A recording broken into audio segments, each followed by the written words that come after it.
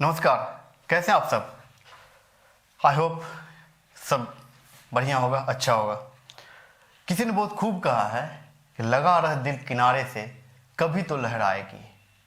अगर आपने सफलता पाने के लिए शिद्दत से आप लग गए हो तो इसमें कोई दो राय नहीं कि सफलता आपको मिलेगी ही मिलेगी।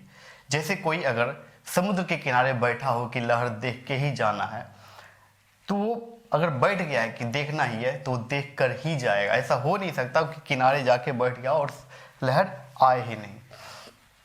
बिल्कुल इसी तरह अगर आपने सोच रखा है कि सफलता पाना है तो सफलता आपके कदमों में होगी। बस आपने एक निश्चित डिटर्मिनेशन होना चाहिए। आज हम लोग देखते देखते हम लोग आ गए हैं दूसरे जगत पे, जिसका नाम है प्रोटिस्टा। ठीक है, प्रोटिस्टा। इससे पहले हमने क्या पढ़ा था? मोनेरा। अब हमारे पास है प्रोटिस्टा।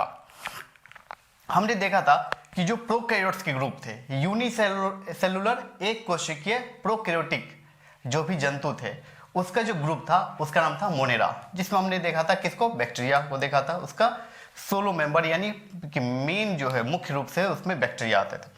अब जो हमारा आया है प्रोटिस्टा, इसके बारे में सबसे इंपॉर्टेंट एक बात जान लीजिए कि प्रोटिस्टा क्वेश्चन पूछे जाते हैं जनरल कंपटीशन में, बहुत ज़्यादा क्वेश्चन पूछे जाते हैं कि जंतु जगत में जीव जगत, जंतु जगत तो लास्ट हुआ एनिमल किंगडम है।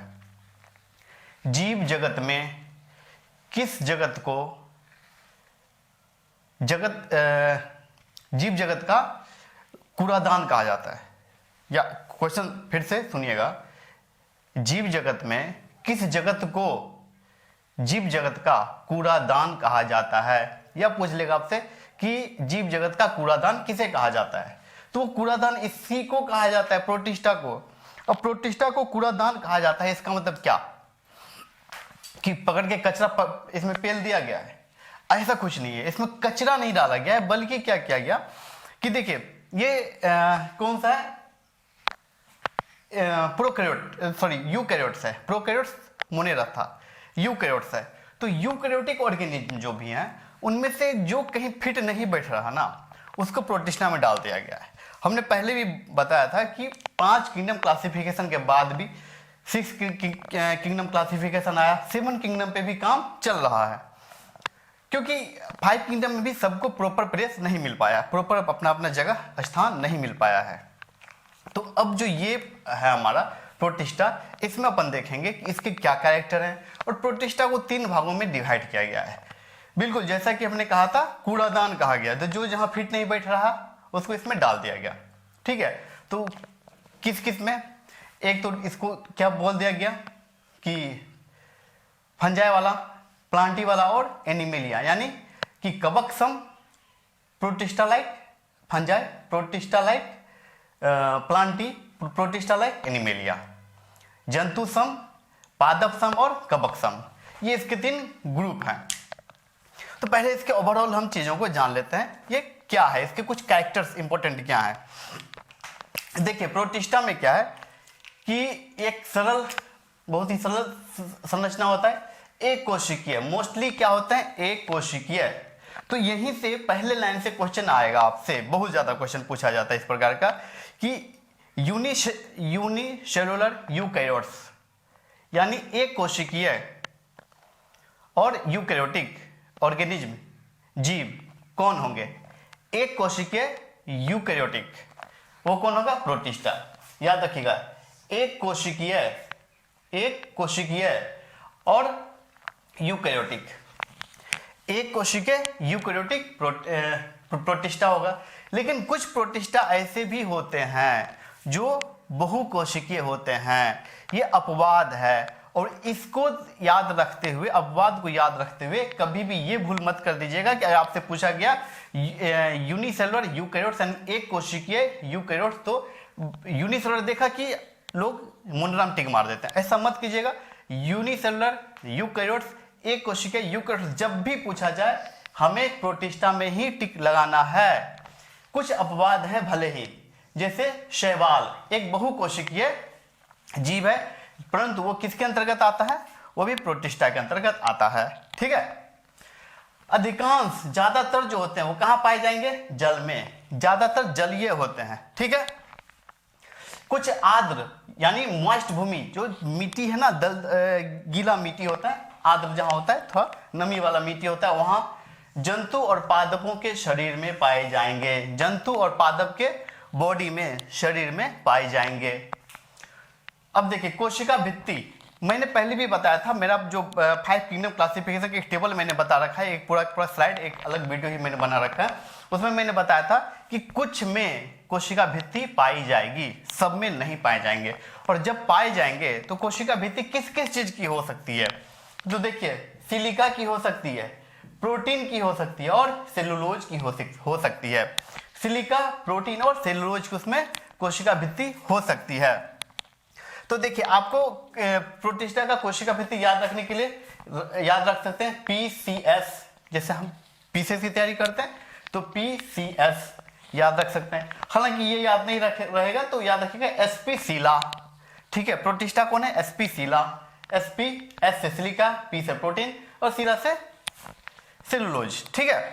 ज्यादातर SP सिला ही आपको याद आएगा, PCS याद नहीं रहेगा, ठीक है। हमें पता है कि जो ट्रिक है वो आसानी से याद होना चाहिए। अब देखिए लोकोमोशन यानी संचलन, यानी वह मूवमेंट कैसे करेगा, लोकोमोशन मूवमेंट कैसे करेगा। जैसे हम लोग चलते हैं तो कैसे चलते हैं, हम लोग पैरों पे चलते हैं, और ये कैसे चलेगा, इसके पास होगा सीलिया, यानी सीलिया को हिंदी में बोलते हैं पक्षमाव, और फ्लैजेला यानी कशाभिका। तो देखिए ये दोनों ही चीज इनके पास हो सकता है। अब दोनों में से कोई एक ही होगा, याद रखिएगा, दोनों में से कोई एक होगा, या तो सीलिया होगा या फ्लैजेला होगा। सीलिया को हिंदी में बोलेंगे पक्षमाव और फ्लैजेला को कशाभिका। अब बात आती है सीलिया होता कैसा है। देखिए छोटे छोटे बालों जैसा संरचना होती है, और ये एक साथ सब एक दिशा में मूव करेगा। आपने देखा होगा केरल में एक नाव प्रतियोगिता होता है, एक पतली सी नाव होती है, उस पर आदमी बैठे होते हैं, एक एक आदमी ही बैठ पाता है, एक एक आदमी बैठा होगा, और दोनों तरफ क्या रखे होता है, दोनों तरफ चप्पू होगा, नाव को खेने वाला, नाव चलाने वाला, और एक लाइन से आदमी सब बैठा होगा। आपने देखना केरल में जो नाव की प्रतियोगिता होती है, कौन पहले कौन आगे निकलने वाला, वही रेस, नाव रेस होती है, उसमें देखेंगे कि सब दाएं दाएं दाएं दाएं ऐसे चप्पू चला रहा होगा, एक लाइन से सब एक साथ एक ही दिशा में चलाता रहता है चप्पू, और आगे बढ़ता रहता है। बिल्कुल इसी तरह ये चप्पू का काम, इसमें ये सीलिया का काम क्या, चप्पू वाला काम, जो क्या करेगा एक साथ ऐसे ऐसे। याद रखिएगा सीलिया बहुत इंपॉर्टेंट है, बहुत ज्यादा आगे हम देखेंगे, हमारे बॉडी के अंदर भी दिखाएंगे कि सिलियाटेड मूवमेंट कैसे कहाँ क्या होता है, ठीक है। तो एक साथ सबके सब मूव ऐसे ऐसे करते जाएंगे, ठीक है। ये सिलिया का काम है, जितना भी है देखेंगे 100 सैकड़ों हजारों इस प्रकार से मिलेंगे और सब एक साथ मूव करेंगे। अब आता है कशाभिका यानी फ्लैजेला। फ्लैजेला क्या होता है, जनरली 1 2 ज्यादा नहीं होता, ये लंबे लंबे बाल जैसे होते हैं, और ये ऐसे में ऐसे स्विम करता हुआ चलता है, और ये स्विम करता है, वो अपने स्विम करते हुए पानी को काटते हुए आगे की ओर बढ़ता है। सीलिया और फ्लैजेला हमेशा जब भी होगा जलीय जो माध्यम है उसमें उपस्थित जो भी जंतु होंगे उसी के अंदर हो सकते हैं। ये जल में ही, जल को ही काट काट के आगे बढ़ने का काम करता है। अब देखिए आपको कशाभिका यानी फ्लैजेला के लिए आपको मैं एक, वो है नहीं कशाभिका, हालांकि है नहीं, लेकिन फिर मैं आपको बताता हूँ कैसा होता है। आपने स्पर्म देखा होगा, मतलब नंगी आंखों से नहीं, वीडियो में देखा होगा, जो यू या फिर 3 इडियट जो मूवी है उसमें एड में उसको मतलब जब नाम लिखा रहा होता है उसमें चल कास्टिंग उस्टिंग चल रहा है, उसमें देखे होंगे यूं कुछ कुछ ऐसे ऐसे करते हुए चलता है ना, बिल्कुल ऐसे ही। ये क्या होता है, ये बिल्कुल ऐसे ही जो फ्लैजेला है ये ऐसे करता रहेगा बहुत तेजी से रिपीटली, और आगे बढ़ता चला जाता है, ठीक है। तो सीलिया और फ्लैजेला उसको मूवमेंट देने का काम करते हैं।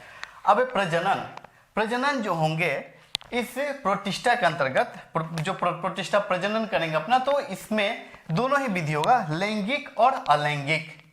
लैंगिक विधि भी होगा, अलैंगिक विधि भी होगा। लैंगिक विधि जब भी होगा, मैंने आपसे बताया था कि लैंगिक यानी सेक्सुअल रिप्रोडक्शन का एक बहुत बड़ा कैरेक्टर है, कैरेक्टरिस्टिक फीचर, यानी कि वह लक्षण जो होने पर ही उसे हम क्या बोलेंगे कि वो सेक्सुअल रिप्रोडक्शन है। वह क्या है, फर्टिलाइजेशन। और फर्टिलाइजेशन का परिणाम क्या निकलता है, जाइगोट फॉर्मेशन। 2 गैमेट जब भी आपस में मिलेगा तो क्या बनेगा, जाइगोट बनेगा। यानी कि समझिए ये मान लीजिए एग है, ठीक है, अंडा, और ये जो है हमारा ये स्पर्म है, ठीक है। ये दोनों आए और ये दोनों मिले, ये जो मिल रहा है ना यहाँ, ये जो मिला, ये प्रोसेस जो मिलने का है, ये क्या कहलाता है? ये मिलने वाला प्रोसेस फर्टिलाइजेशन। और मिल के जो बना एक, उसका नाम क्या है? जायगोट।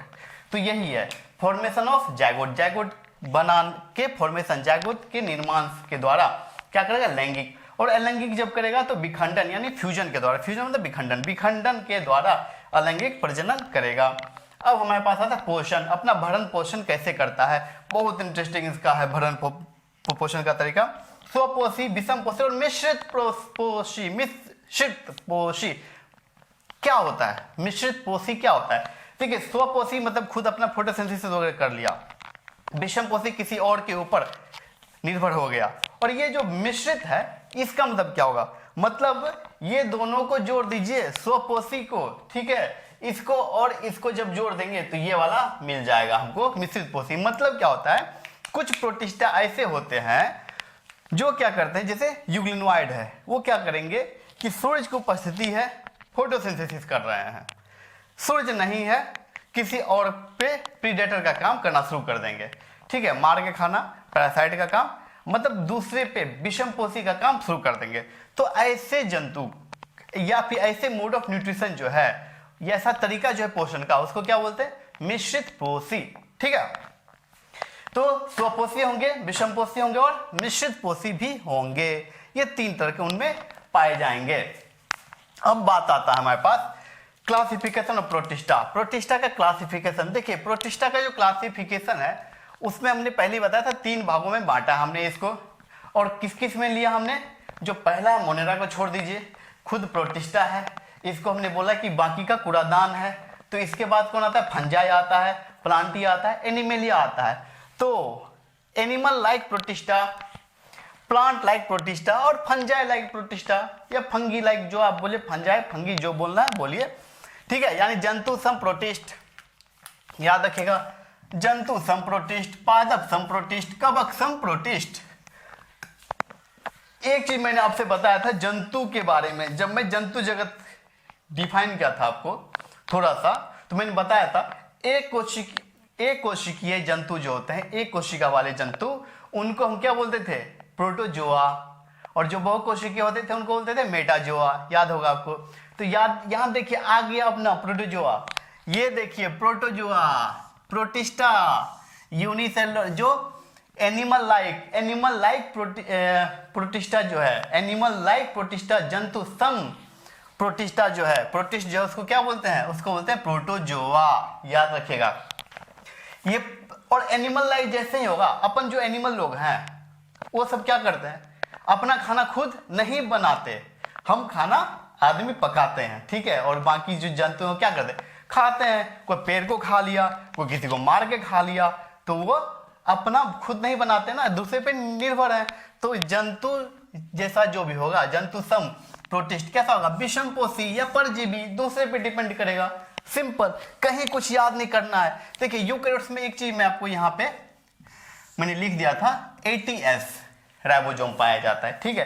तो देखिए सिंपल सी बात है, जब अपन कोशिका पढ़ेंगे तो मैं आपको बताऊंगा कि प्रोकैरियोट्स और यूकेरियोट्स में अंतर क्या है, कि बहुत सारे अंतर है, लेकिन राइबोसोम दोनों का अंतर होता है। राइबोसोम जो प्रोकैरियोट्स में होगा वो 70S होता है, S यूनिट है 70S, और जो यूकेरियोट्स होते हैं उसमें 80S होते हैं, ठीक है। इसलिए ये बाकी कुछ देखिए कहीं कुछ याद नहीं करना पड़ा होगा, एकदम सिंपल सा है।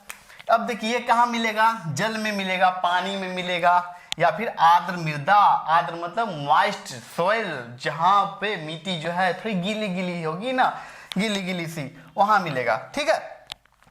एग्जांपल देखिए सिंपल सा, अमीबा, पैरामीशियम, और जितने भी प्रोटोजोआ समूह के ग्रुप में आएंगे प्रोटोजोआ, वो सब के सब यूनिसेलुलर एनिमल सब जो आएंगे किस में आ जाएंगे?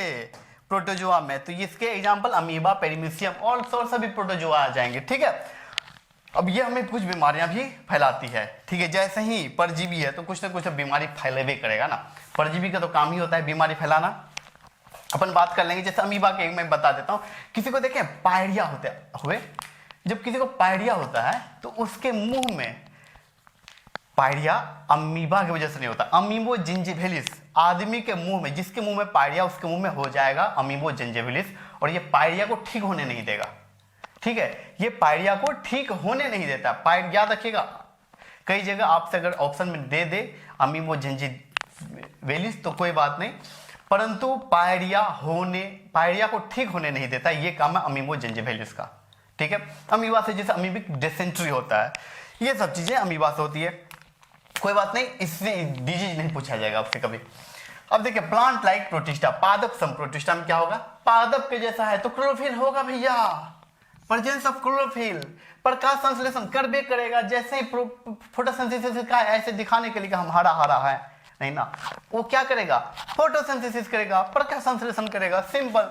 और जब प्रकाश संश्लेषण करेगा तो स्वपोषी होगा ना वो, तो कैसा होगा, स्वपोषी। और आगे यहाँ पे मिश्रित पोषी, याद रखिएगा, मिश्रित पोषी मतलब स्वपोषी है, और मिश्रण का मतलब क्या हो गया कि जैसे ही इसको नहीं मिला, फोटोसिंथेसिस नहीं कर पाया, ये क्या करेगा, प्रीडेटर का काम शुरू कर देगा, दूसरे पे डिपेंड हो जाएगा, मार के काट के खाना शुरू कर देगा। ठीक है, एग्जाम्पल यूग्लिनोइड। ठीक है, और यह भी क्या होगा, यह जल में रहेगा, याद रखिएगा, जल और आर्द्र मृदा मिट्टी में रहेगा, ये सिर्फ और सिर्फ पानी में रहेगा, जल में रहेगा। जैसे इसका एग्जाम्पल देखिए, भूरा शैवाल, नील हरित शैवाल, और कुछ ग्रुप से जैसे डायटम्स, डायनोफ्लेजिलेट, यूग्लिनोइड, अपन इसको पढ़ेंगे। ठीक है, बहुत इंपॉर्टेंट है ये। उसके बाद देखिए आता है फंजी लाइक, क्या फंगी लाइक प्रोटिस्ट, यानी कवक सम प्रोटिस्ट। कवक है, हम सब जानते हैं फंगस का काम क्या होता है, घर में रोटी उटी है रखा हुआ, या फिर आपका चमड़े का जूता होता है, पसीना लगा हुआ था, आपने छोड़ दिया कुछ दिन और चले गए बाहर हनीमून मनाने, वहां आए देखे उसमें क्या लगा हुआ है, फुफंद लगा हुआ है। फुफंद क्या है, यही तो है फंगी यानी कवक। तो उसका काम क्या होता है, वो देखिएगा सड़ा देगा, गला देगा। ठीक है, सड़ा गला देता है ना, तो ये भी अपघटन का काम करेगा, सिंपल, अपघटनी प्रोटिस्ट। और कहाँ पे, अच्छा मैंने पहले ही बताया कि कहाँ होगा, जब आपका कपड़ा या जूता या बेल्ट, चमड़े का कोई चीज या फिर रोटी वोटी जो है वो पूरा सूखा हुआ नहीं, वहाँ थोड़ा नमी होना चाहिए, मतलब आर्द्र पाया जाएगा। तो सिंपल, आर्द्र में जहाँ आर्द्र होगा वहां होगा। ठीक है, इसका कुछ example, water moulds, slime moulds. ठीक है, ये इसका एग्जाम्पल है, याद रख लेना है। और ये एक इंपॉर्टेंट क्वेश्चन बन जाता है यहाँ से कि प्रोटिस्टा को वर्गीकरण का कूड़ादान कहा जाता है, प्रोटिस्टा को वर्गीकरण का कूड़ादान कहा जाता है। ठीक है, हमने भी देखा था 3 प्रकार के प्रोटिस्टा को। तो ये पहला प्रकार का हमारा जो प्रोटिस्टा है वो है प्लांट लाइक प्रोटिस्टा, पादप सम प्रोटिस्ट। जो पादप सम प्रोटिस्ट है, इसमें हमने 3 बतलाया था ग्रुप, जैसे क्या था, डायटम्स था, डायनोफ्लेजिलेट्स था और यूग्लिनोइड था। ठीक है, डायटम्स, डायनोफ्लेजिलेट और यूग्लिनोइड, ये 3 आते थे। अब अपन इन तीनों को बारीकी से पढ़ लेंगे, इसके कुछ इंपॉर्टेंट पॉइंट जहां से बहुत इंपॉर्टेंट क्वेश्चंस आते हैं, मतलब जो इंपॉर्टेंट है, जो एग्जाम के व्यू से इंपॉर्टेंट है, बस वही हमने यहाँ डिस्कस किया है, और इससे बाहर आपके नहीं आएंगे, याद रखिएगा। देखिए सबसे पहला क्या है, ये कैसे होंगे, फोटोसिंथेटिक। ये फोटोसिंथेटिक होंगे, पादप समय तो फोटोसिंथेटिक होगा ही, चलो ठीक है। अब क्या है, मुख्य उत्पादक है समुद्र के मुख्य उत्पादक। तो क्या उत्पाद करते हैं, देखिए भैया ये क्या करते हैं, ये फोटोसिंथेसिस करते हैं। तो हमारे जो प्रोड्यूसर हैं जमीन पे कौन है, पेड़ पौधा, जो फोटोसिंथेसिस करते हैं, जो प्रकाश संश्लेषण की क्रिया करते हैं, उसी को उत्पादक कहा जाता है। बाकी जो दूसरे जो उस पर डिपेंड है उनको कंज्यूमर कहा जाता है, हम उनसे लेते हैं और वो प्रोड्यूसर हैं। ठीक है, तो चीफ प्रोड्यूसर ऑफ ओशन कहा जाता है डायटम्स को। ये बहुत अधिक मात्रा में फोटोसिंथेसिस करते हैं। ठीक है, तो ये क्या हो गए, मुख्य उत्पादक, समुद्र के मुख्य उत्पादक। अगर कभी आपसे क्वेश्चन पूछे कि सबसे ज्यादा फोटोसिंथेसिस यानी कि प्रकाश संश्लेषण इस धरती पे कहां होता है, तो बेझिझक बिना कुछ सोचे हुए आंख बंद कर मारेगा समुद्र, एकदम समुद्र में ही होता है। ठीक है, तो ये समुद्र के क्या मुख्य उत्पादक हैं। अब उसके बाद फिर आता है क्या, आल्सो, इसको फाइटोप्लैंक्टन भी कहते हैं। फाइटोप्लैंक्टन, एक चीज याद रखिएगा, जैसे ही वर्ड आएगा फाइटो तो आपने कुछ याद रखना है, मैंने बतलाया था, जब आएगा जू तो क्या करेगा, मूवमेंट करेगा, जू मूवमेंट करेगा खुद से। ठीक है, उसके पास लोकोमोशन का ऑर्गेन होगा, कुछ अंग होंगे जो उसको मूवमेंट करवाएंगे। और जैसे फाइटो मतलब ये खुद ब खुद मूवमेंट नहीं करेंगे, ये पानी के बहाव के साथ बहते चले जाएंगे, इसको कहते हैं पैसिव मूवमेंट। मतलब मेहनत नहीं कर रहा है खुद ब खुद, और जब मेहनत करता है जैसे हम लोग चलते हैं अपनी मेहनत से एनर्जी खर्च करके, तो उसको बोलते हैं एक्टिव मूवमेंट। और ये पैसिव मूवमेंट, फाइटोप्लैंक्टन पादप पानी के बहाव में बहता चला जाएगा। तो पादप पल्लवक, पल्लवक मतलब क्या होता है, बहता चले जाना, बहते चले पानी पे लुपुर लुपुर बहते चले जाना, ठीक है। अब मोस्टली क्या होते हैं, समुद्री, ज्यादातर समुद्री होते हैं। एंड फ्रेश वाटर, मोस्टली समुद्री होंगे, ये ज्यादातर कहाँ रहेंगे, समुद्र में ही रहेंगे। और कुछ डाइटम्स आपको कहाँ मिलेंगे, फ्रेश वाटर। अब भैया जब बात आता है फ्रेश वाटर का, तो कौन सा फ्रेश वाटर, फ्रेश वाटर को मीठा जल भी कहा जाता है, ठीक है। तो देखिए हमेशा याद रखिएगा, समुद्र का पानी खारा, समुद्र के बाद का पानी मीठा पानी, बस और कुछ नहीं। ये नहीं कि अच्छा शरबत बनाएंगे तब उसमें रूह अफ़ज़ा डालेंगे तब डाइटम्स आ जाएगा, नहीं भैया। समुद्र के पानी को छोड़ के आपके नाले का पानी है, आपके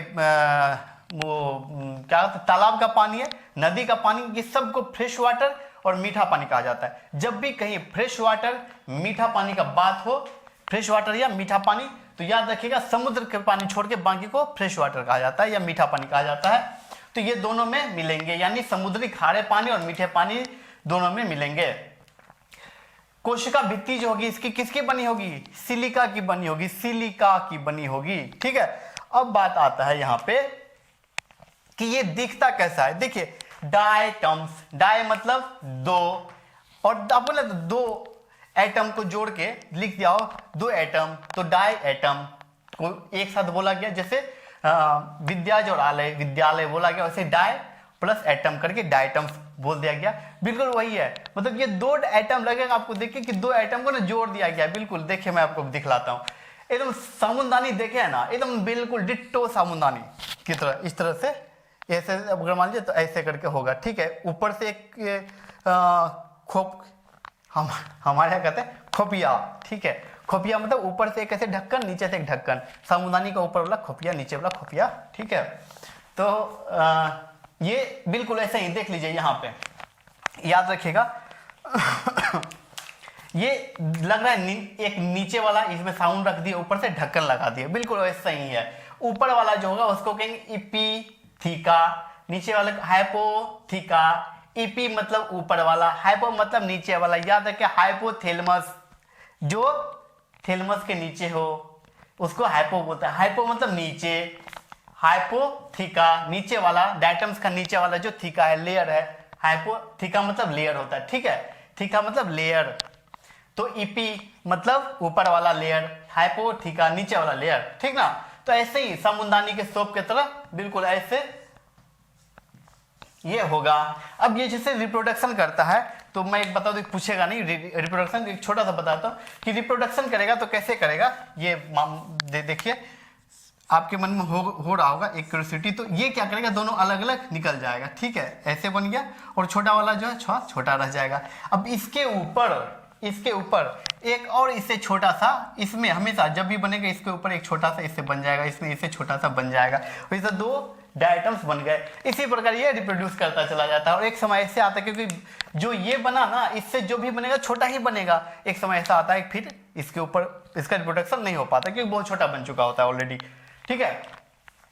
अब देखिए समुद्र के सतह में डायटम का एकत्र होना। समुद्र के सतह में कई बार क्या होता है, जो डाइटम्स होते हैं ना एकत्र हो जाते हैं समुद्र के सतह में, नीचे जमीन में जाके जो मर जाते हैं डाइटम, जब मरते हैं समुद्र के नीचे सतह पे जाके जमते जाएंगे, और एक बड़ा सा पहाड़ के जैसा स्ट्रक्चर बनाएंगे, पहाड़ नुमा स्ट्रक्चर, उसको कहते हैं डायटोमियस अर्थ, ठीक है। उसको क्या होता है, उसी को कहा जाता है डायटोमियस अर्थ। हमने दोनों हिंदी इंग्लिश में लिख दिया, डायटोमियस अर्थ का निर्माण किया जाता है। और ये जो डायटोमियस अर्थ है इसका बहुत उपयोग है। कहाँ उपयोग है, सुन लीजिएगा, क्वेश्चन यहां से आता है, डायटोमियस अर्थ का उपयोग, या डाइटम्स के भी पूछ लेगा तो वही है। फिल्ट्रेशन ऑफ आयन, जो फिल्ट्रेशन ऑफ ऑयल, तेल, ऑयल जिसको बोलते हैं, ठीक है, यानी तेल जो होता है उसके छननी के लिए, जो पेट्रोलियम होता है उसके छननी के लिए, उसको छानने में, फिल्टर करने में उपयोग होता है। दूसरा क्या होता है, सिरप बनाने में, सिरप, इसमें सिलिका है, क्या है, सिलिका, और सिलिका होने की वजह से इसका किसमें कफ सिरप में बहुत यूज होता है। कफ सिरप जो हम लोग पीते हैं तो कफ सिरप में इसको डाल देता है और जब पीते हैं तो कफ सिरप सिलिका क्या करता है, हल्का हल्का हल्का सा मतलब खुरदरा सा होता है क्रिस्टल। अच्छा सिलिका आपने देखा है, बालू देखा है ना, तो बालू में जो चमचमाता सा होता है ना वही है सिलिका। तो इसका जो सिलिका है इसका उपयोग करता है और ये क्या करता है, वो कफ सिरप में हमारे उसको साफ करता है। ठीक है, ये मतलब और कुछ काम नहीं, दवा तो एंटीबायोटिक उसमें डाला हुआ है, अपना काम करेगा।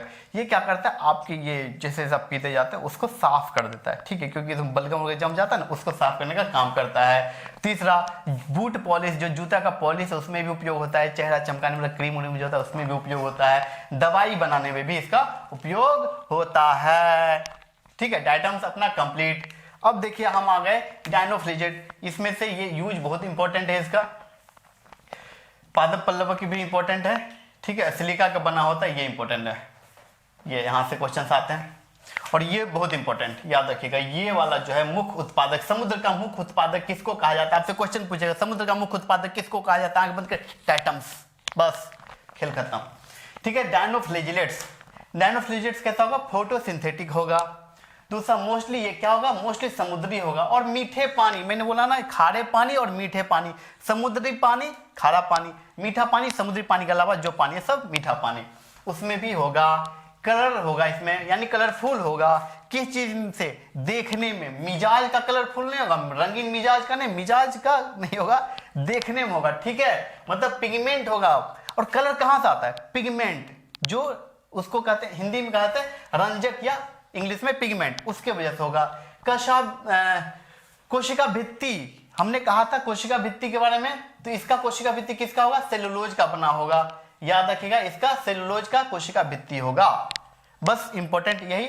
और इसका एग्जांपल आपको याद रखना है, क्या है, गोनियोलक्स। गोनियोलक्स इसका एग्जांपल है। ठीक है, इस गोनियोलक्स से बहुत अच्छा क्वेश्चन आता है, बहुत शानदार क्वेश्चन आएंगे। गोनियोलक्स आपसे पूछा जाएगा। गोनियोलक्स ही है जो क्या करता है, cause red tide. Red tide मतलब क्या होता है, कभी कभी समुद्र में आपको लगेगा एकदम आग लगा हुआ है, समुद्र में आग की तरह एकदम उधर से लहर आएगा और लहर एकदम आग की तरह लगेगा, इससे आग, समुद्र में आग ऐसे उठ आ रहा हो, तो ये गोनियोलक्स एक जगह जमा हो जाता है और यही रेड टाइड। क्यों, क्योंकि इसके अंदर पिगमेंट होता है लाल लाल रंग का, जो आग का एकदम आग बहता हुआ समुद्र पे आ रहा हो ऐसा फील कराएगा। बट यही याद रखिएगा, रेड सी इसके वजह से नहीं है, red sea not red sea, red tide का यूज करता है ये। ठीक है, रेड टाइड का यूज करता है और ये जो है ये टॉक्सिक होता है, जहरीला होता है।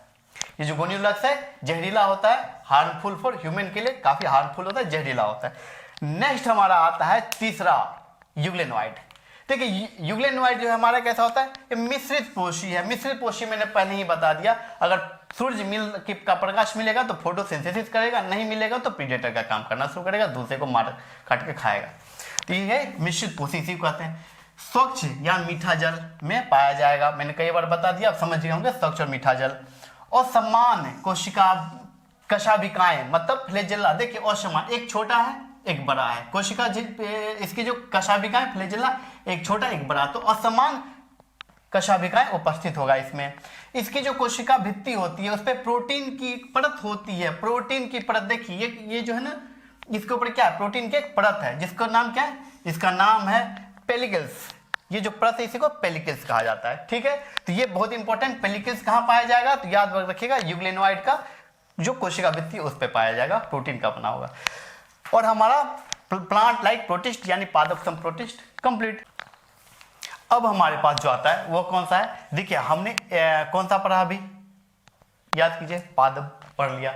अब कौन सा है, पादप सम हमने पढ़ा, पादप सम प्रोटिस्ट हमारा कंप्लीट हो चुका है। अब हमारे पास है कवक सम प्रोटिस्ट यानी फंजाई लाइक प्रोटिस्ट और एनिमल लाइक प्रोटिस्ट। इसे हम 1 मिनट में भी कंप्लीट करने वाले हैं।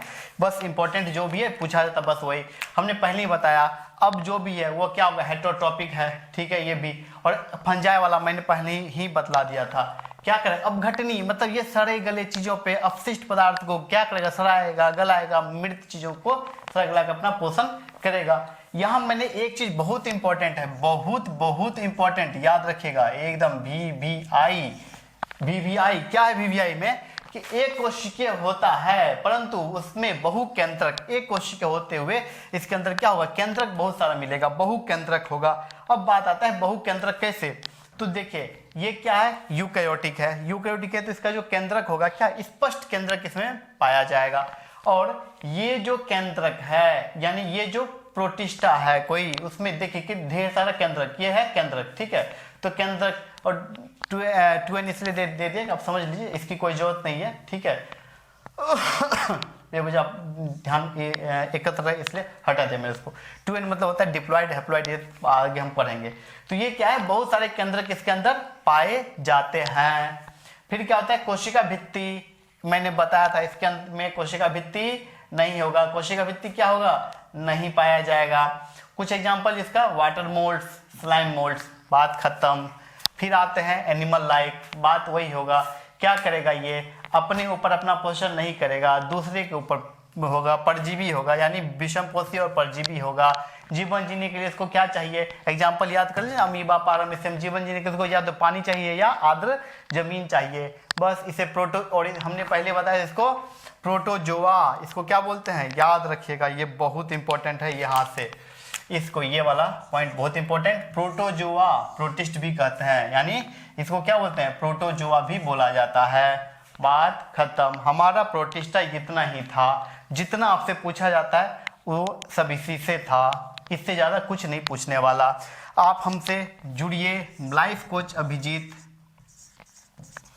लाइफ कोच अभिजीत, ये मेरा इंस्टाग्राम का अकाउंट है। यहाँ आइए, मेरे से बातचीत कीजिए, मेरे से सवाल कीजिए, जवाब मैं दूंगा खुद से, मेरे को स्टाफ नहीं देगा, मैं खुद अपना जवाब दूंगा, सारे जवाब दूंगा। आप यहाँ मुझसे एजुकेशन के बारे में पूछ सकते हैं, हेल्थ के बारे में पूछ सकते हैं, और नॉलेज यानी लाइफ से जुड़ी हुई किसी भी समस्या, किसी भी चीज़ के बारे में आप जानकारी ले सकते हैं। जैसा कि आप सबको पता है मैं लाइफ कोच हूँ, तो वो मैं आपको स्पष्ट हर चीज़ बता सकता हूँ। हेल्थ से जुड़े कोई बात हो, हमारे डॉक्टर्स के ग्रुप हैं, वो आपको बताएंगे। एजुकेशन हम तो हैं ही आपके लिए समर्पित हैं, ठीक है। बने रहने के लिए हमारे साथ हर बार आप सभी का तहे दिल से आभार।